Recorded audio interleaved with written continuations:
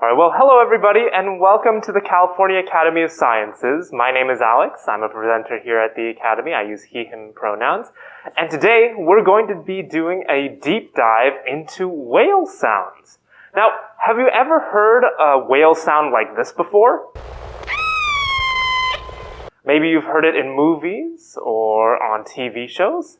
Whales make a lot of different noises underwater to one another. Now, why do you think a whale would make noises in the first place? Well, why do we humans make noises when we talk, or even when we don't talk? If you've ever grunted at your parent or asked for some food, we humans use sounds to communicate with one another. And whales do as well. Now, whales use sound to communicate and to sense their underwater world around them. And they use sound more than other senses like sight and smell. Now, why would they use sound instead of those other senses? Well, if you've ever gone underwater and opened your eyes without any goggles, you might have noticed it's a little bit blurry underwater. And that's because when light hits the water, it gets blurry and refracts in many different directions, making it hard to see. So it's a lot harder to see things underwater. The same is with smell. If you tried to smell underwater, it's not very effective, and smell particles don't travel as fast underwater as they do in air.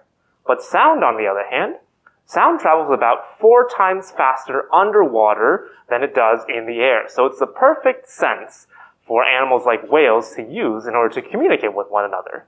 Now, we're going to use this orca diagram here to show a little bit about what's going underneath the surface when a whale is making those sounds.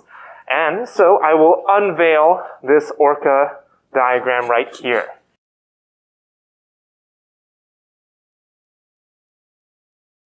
Alright, so there's a lot of things going on in this orca skull. It's not the same with all whales, but this is a good starting point. But let's walk us through.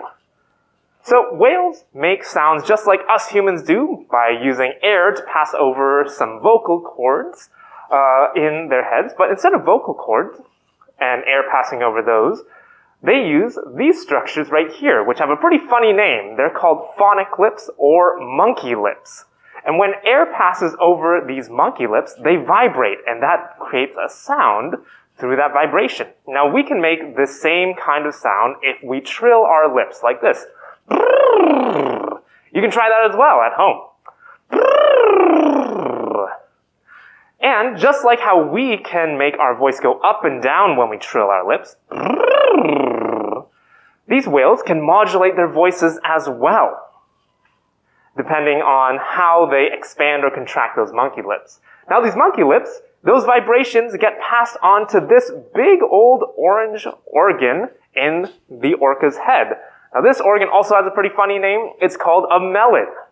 Now, this melon acts as an amplifier, amplifying those vibrations coming from the monkey lips and sending them out into the ocean as a form of echolocation. And these orcas use this echolocation to sense different types of animals or objects based on the sounds that come back to them.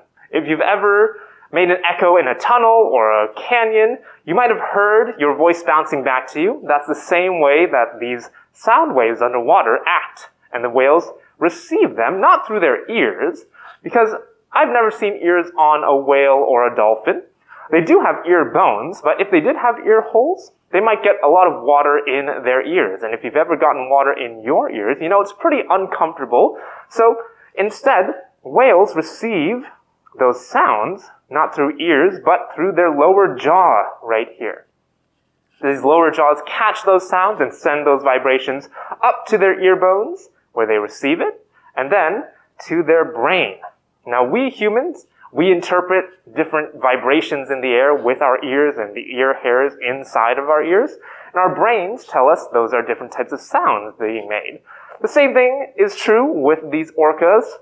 They interpret the vibrations in their lower jaw, and their brain sorts them out into different types of sounds. And orcas and other types of whales that use echolocation, they can interpret different objects, sizes and shapes and speed of different types of objects underwater. So it's a really complicated system. We humans, our ears can tell the direction and the loudness of a sound, but not the size or shape of one as well. So it is kind of like a second pair of eyes for many of these whales. Now that we've learned a little bit about what's going on underneath the surface of these whales using these echolocation calls, let's play a little guessing game of whale calls. Now I'm going to play a series of different whale calls, and you're going to tell me whether or not this whale call belonged to A, an orca, who usually makes loud calls, clicks, and songs, B, a blue whale, one that has really loud vocalizations, or C, a sperm whale, and that makes a lot of really fast clicking noises. So let's play the first one right now.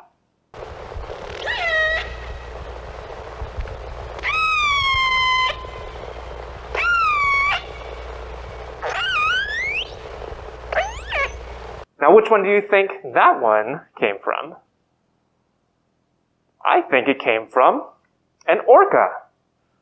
Yes, those orcas make really loud song-like calls, and that's pretty characteristic of them. Now, what about this one?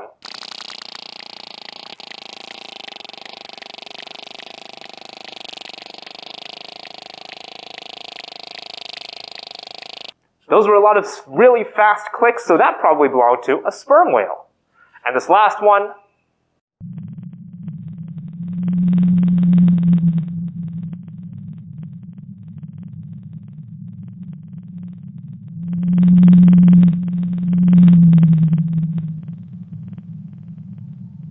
yes, that one is a blue whale, characterized by many different types of vocalizations. Great job, everybody. Give yourselves a round of applause. All right, well, thank you so much for joining me today, folks, for this whale call deep dive. I hope you learned a little bit more about whales in general and why they make these sounds in the first place. The next time you're here at the Academy, feel free to come on either to the Natural Center to take a look at some of the whale specimens we have right here, or to Giants of Land and Sea and look at the large whale skeletons we have hanging above the museums. Once again, my name is Alex. I'm a presenter here at the Academy, and thank you so much for joining me. Have a good rest of your day. Bye-bye.